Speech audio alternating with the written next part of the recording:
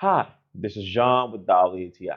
And when it comes to having these guilty pleasures that I get from time to time, this is where these Reese peanut butter cups comes into place. And it's just awesome. Let me tell you by now.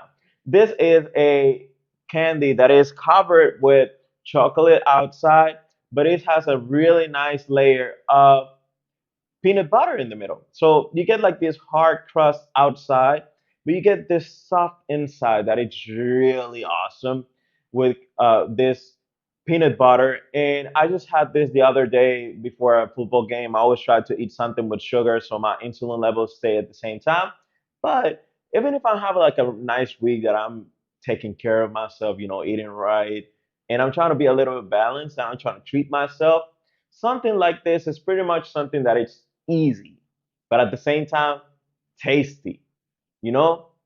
And I don't feel so guilty because I just get one pack of this every some other time and I just try to enjoy it.